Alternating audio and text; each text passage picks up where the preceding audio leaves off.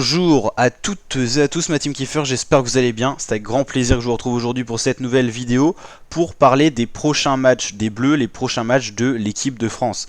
Comme vous le savez, la Ligue des Nations n'est pas encore finie. Pour l'instant, la France a eu quand même beaucoup de difficultés à s'imposer dans cette compétition. Le meilleur résultat reste un match nul pour les Bleus. Ils avaient perdu 2-1 face au Danemark, un partout face à la Croatie, un partout face à l'Autriche et défaite 1-0 face à la Croatie. Donc l'objectif pour les Bleus, c'est d'aller s'imposer dans la Ligue des Nations. On va comprendre pourquoi. Pas la Ligue des Champions, mais bien la Ligue des Nations. On va checker ça, hop. Alors, la France est en énorme difficulté dans cette Ligue A, qui est la meilleure ligue avec 4 groupes. En dernière position de son groupe, il faut savoir que les derniers de chaque groupe sont relégués en Ligue B. Ça serait vraiment terrible pour l'équipe de France, pour en gros jouer des matchs face à des petites équipes, pour être prêt pour les grands moments, pour les grands événements. Ça entraîne pas trop, quoi. Donc va falloir impérativement pour la France aller chercher des points. Dans tous les cas, ils ne seront pas dans le carré final cette année de la Ligue des Nations. Ils ont gagné la dernière Ligue des Nations. Celle-là, ils la gagneront pas parce qu'il faut sortir premier premier de chacune des poules de la Ligue A pour se retrouver dans le carré final, demi et finale. Donc mathématiquement parlant, s'ils gagnent deux fois les Français, ça ferait 8 points.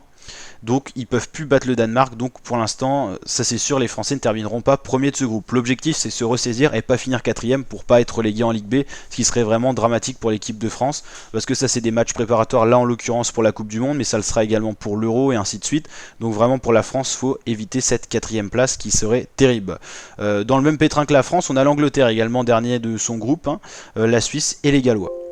Donc pour parler plus nettement des matchs à venir, on a encore de la Ligue des Nations, donc France-Autriche, il faudra impérativement aller s'imposer pour ce match, pour aller doubler l'Autriche au classement, ça c'est impératif, c'est peut-être le match le plus important, pour déjà empêcher l'Autriche de prendre des points et leur passer devant, et ensuite il faudra aller jouer le Danemark premier de ce groupe. Ça sera un match compliqué, les Danois, ils ont pas perdu, enfin si, ils ont perdu un match quand même dans ce groupe, mais ils sont bien en tête.